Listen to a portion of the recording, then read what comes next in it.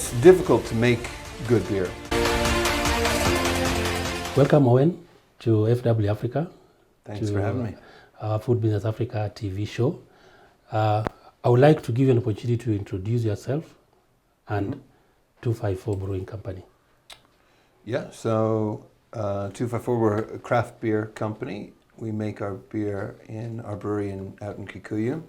I think we're the newest beer company on the market, locally brewed. So we brew a very wide variety of beers. So we have 15 different brands out there on the market. So it's something different and something for everyone. Why enter the craft brewing market? What did you see? What are the opportunities that you see in this market? Yeah, probably just naivety, you know. If I'd known what I was doing, I might have not done it. But yeah, we were just, you know, for me, my passion is manufacturing. And, you know, my wife and I, we lived in China before we moved here. And we saw there the power of manufacturing on the development of the middle class. Yes. And so it was something that we wanted to be involved in Africa. We have here all the raw materials and they all get shipped out to other parts of the world. The value addition is happening elsewhere, and then we're paying more to get those things, the finished goods back in. We're paying more for phones, cars, and et cetera, et cetera. And so we just wanted to be involved in manufacturing. And when I came here in 2012, I was making Jikos, you know, Jiko Okoa.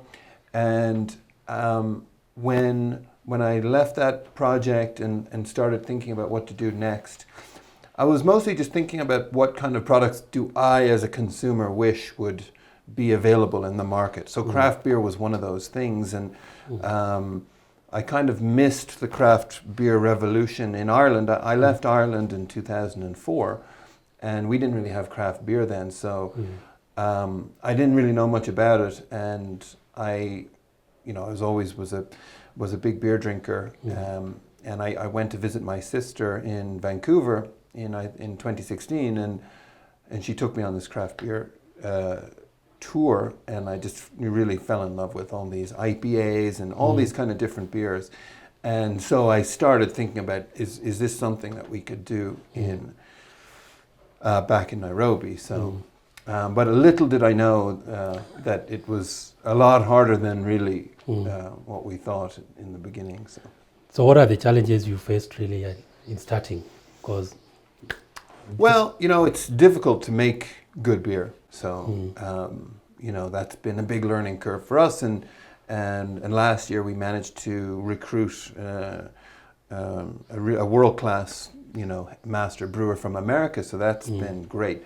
The big challenge really is to get a business in alcohol off the ground in Kenya. The magic thing that we need are these little stickers, you know. Yes. And it took me 2 years to get my hands on these stickers. So you talk about a sticker. What is that? So that's an excise sticker that we put on the bottles in production. So as soon as we've, you know, produced that bottle of beer, we have to put a sticker on it, and that we have to pay that tax. Whether we sell it, whether we get paid, if the bar that I sell it to goes bankrupt and they never pay me, I'm paying the tax on that sticker. So it's 116 shillings per litre. And in order to get that sticker, I need an excise license. And in order to get an excise license, I need a manufacturing license from Kiambu County. And in order to get that manufacturing license, I need my KEBS. And in order to get KEBS, I need to give that sample of beer to KEBS. And in order to make that sample of beer, I need to invest, you know, 100 million shillings in the brewery, right? So I have to raise money for a business that I can't get revenue for until 2 years later. So that's the challenge. So now here we are. You've gotten the license. Tell us about your brewery. How is it like? What kind of capacity do you have? You've talked about this master brewer, but how is your team like? The brewery is great. The team is great, you know, and I think when people come out there, you get that the vibes. You get that energy that it is a lot of fun making beer, and we didn't actually drink all that beer from trade, at the beginning of the lockdown, but we did drink a lot of it. And almost everyone and the team does like to take a beer, and everyone has their opinions on what kinds they like and that kind of thing. So it's fun. We have a lot of fun, and we love the place where we're in because to be a manufacturing company, you have to be in an industrial area, and so the industrial areas in Nairobi is like, Mombasa Road, Babadogo, and those areas are very like concrete jungle, whereas Kikuyu is very green. It's the greenest industrial area I've ever seen. So it's just a very nice natural environment out there, and we have great food, and the beer's cheap. It's $2.50 for a glass of draft beer. Yes. So it's very affordable, great vibes, and yeah. In terms of capacity, what could you be looking at in terms of maybe you're installed? You probably are not using all of it. Yeah, the brewery we've built has a capacity to produce 40,000 liters per month. So okay, we're doing about 10 at the moment. So we have 4x growth ahead of us, hopefully. Fingers crossed. What we are talking about is that your brewery started right when COVID hit. Yeah. How did you really manage to survive the year, and what are the learnings, and how are you coming out of it? Yeah, so after those 2 years, then when we got licensed in January 2020, then three months later we had the pandemic. So we've had some unfortunate timing issues. The way we've talked about business in particular since 2020 is that no matter what you're doing, whether you're making beer or doing media or making music, whatever your business is, you need to develop a resilient business. And unfortunately, the reality is that whether it's pandemics or floods or locusts or a breakdown of international supply chains, the next 50 years is going to be not particularly smooth. The planet's at capacity. So what that means for us is like we have to have multiple strains of the business that can survive in different scenarios, right? So for example, we have the tap room at the brewery. We have our bars and restaurants that sell, but in addition we have online deliveries. We have direct-to-consumer stuff. When we do a lot of stuff online, people can order through Instagram and through the web and stuff. And we're in supermarket, Now, you've got some great brands here in front of us. What is one unique thing with your range of products? Well, all the beer is unpasteurized and unfiltered. So that's the biggest, single thing that's different about the beer. So it needs to be kept cold, which is a challenge, obviously. But our 7 brands would be basically 2 lagers. That's Nihao and Caribru. Then we have 2 IPAs, Golden Rump and Sandtrap. So we have a lighter and a heavier version of the IPA. Then we have an amber beer, Ambercelli. Then we have a stout, Cliffhanger. And we have a Saison, a Belgian style of beer, which we call Sambrewbrew. So the taste profiles of those are very, very different. So, like Sambrewbrew, I will normally market that to people who don't drink beer, who don't like lagers. But if you drink cider or white wine, something you might actually really click with something like Sambrewbrew. Every month we make at least 2 new beers, but it's just fun, and so when people come to the brewery, they know, unless they were there yesterday, probably there's something new to try, and that's part of the appeal, and that's part of the fun of craft beer anyways. And I think, in the long run,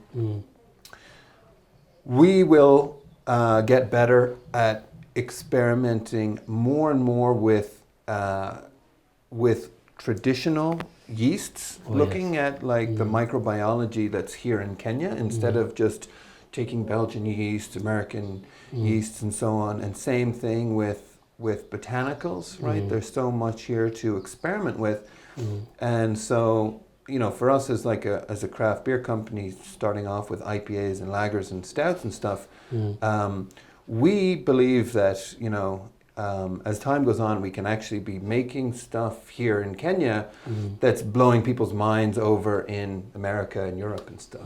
So Let's talk a bit about Butch and the concept and what you really want to achieve with this kind of product in your sister company. Yeah, well, Booch actually started before beer, Yes. and it was just something that I started making at home, and I really fell in love with the health benefits of this product, and I just found my energy levels were shooting up, and I was actually drinking less coffee, less beer, ironically, and I didn't see it in the market, so I thought, everyone should have access to this kombucha. It's so good. So what's kombucha? Because I think in this part of the market we still don't understand what it is. So it's a fermented tea, cultured tea. So it's a very specific culture that is used to transform tea into kombucha. So you make sweet tea. You add sugar into the tea. The culture eats up that sugar and converts, the combination of the sugar and the compounds that are in the tea into all of these healthy acids, amino acids, gluconic acid, glucuronic acid, stuff like that. Oh yes. And which are good detoxifiers in and of themselves. And then it's a huge probiotic boost. The opportunity around traditional drinks and fermented traditional beers. So whether you go into the Kikuyu community, they have some traditional beers. You go to any community in Africa, there's some traditional beer.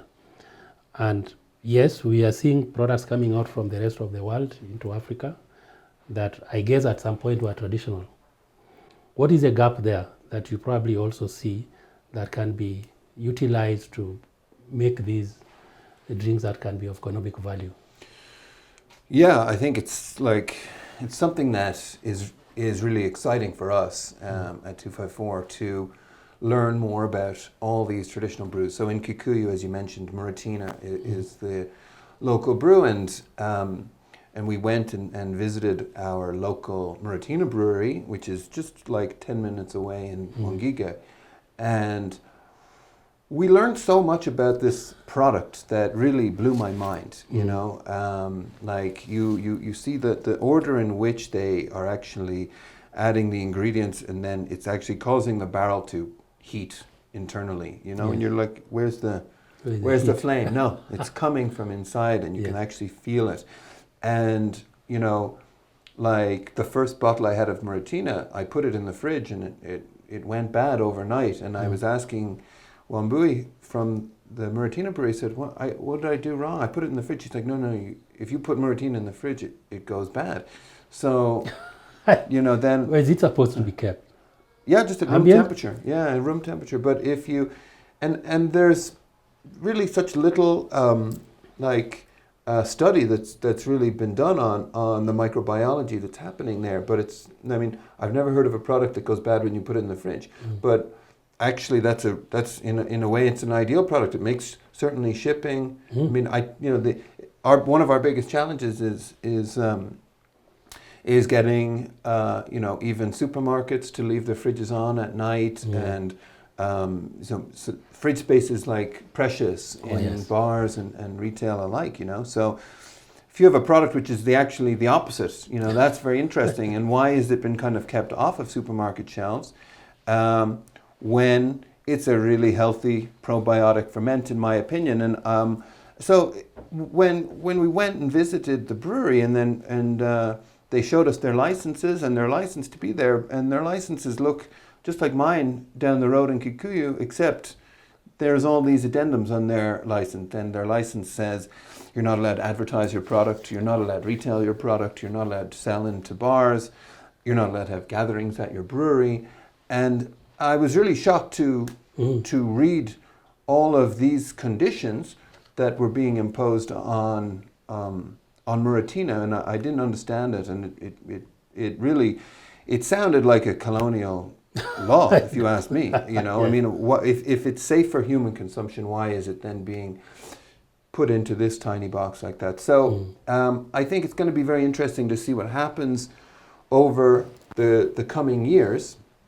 But I think it would be really exciting for us making craft beer and for rising tide of awareness of all this variety and the importance of having fresh products as part of our diet, including in alcohol.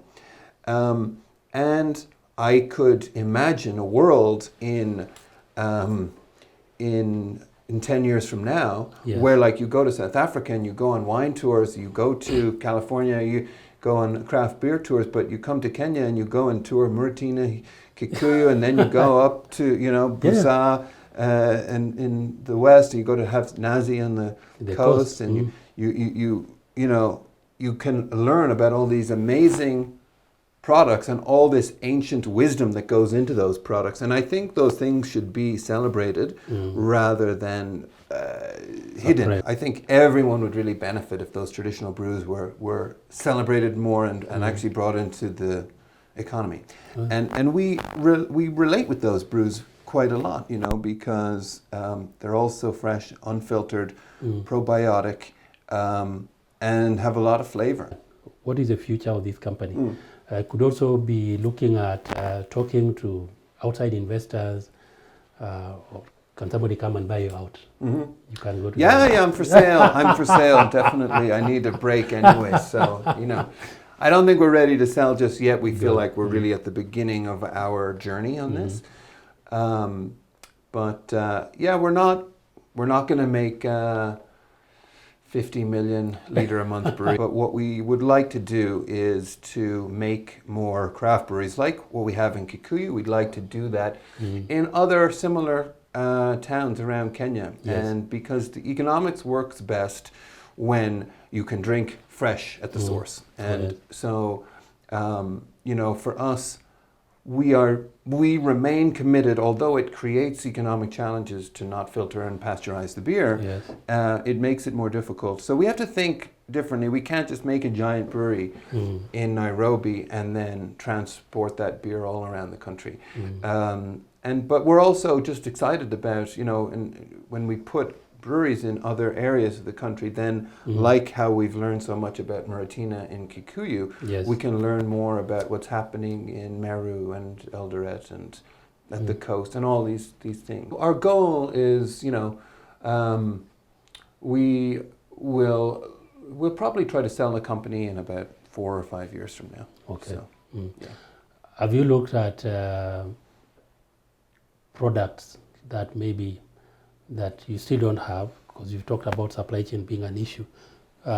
Would you be interested one day to go into the regular where it's not pasteurized? Okay, it's pasteurized beer now. I'm not really interested in it because that's all the other beer in the market. So if you want a pasteurized beer that you can leave in the sun for a week and then put it in the fridge and it tastes exactly the same, those products are there. Available. It would. I'd have a hard time getting out of bed in the morning. It is making really delicious beer that motivates me. So yeah. You can definitely call me a sellout if you catch me doing that in 5 years. So, looking at the sector, I know you probably follow the sector very well. What is probably going forward, the kind of environment in the space here? Are you looking at further growth of the entire sector? Are you aware of maybe other people coming in? What is the kind of space that we are going to have in Kenya into the next few years? It's a great question. It's anyone's guess. I think you saw that like Carlsberg Tuborg was Yeah. going to build a huge brewery in Naivasha, and apparently that's been cancelled or paused or something like that. So, and you know, we're all familiar with SAB Miller and Castle Lager trying for 10 years to get into the Kenyan market and then It's a tough market. leaving, right? So it is a difficult market to get in, and I do think EABL have done an amazing job of, one, creating beloved brands with Tusker and Whitecap, and two, creating something mass market with Senator Keg. So I wouldn't really know from their perspective how they would view the battle, but I would imagine that the battle with EABL is not really much to do with small players like us and Bila Shaka and so on. It's more about like Heineken, what are they doing? What's you know, SAB doing and stuff like that. So we'll see how that market develops. I wouldn't expect a huge shift in you know, I think EABL is 90 or 95% market share with Tusker and Whitecap and Senator, and the only problem with that is where do you go from there, right? You know, there's only 100.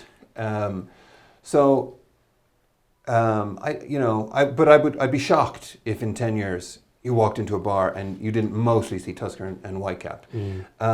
But what I would love to see, you know, would be more craft breweries coming up, people knowing more about craft, people having more opinions of I love IPAs, I love Belgian styles, I love this and that and whatever.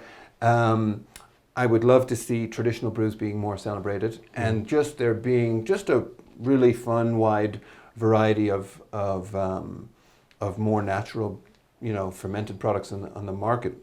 That would be exciting, and I see it, definitely a shift in that direction. It's more a case of how far will it go. So. We are quite glad with what you are doing, and we'd want to appreciate the work that you're doing with your team in Kikuyu. Keep up the spirit.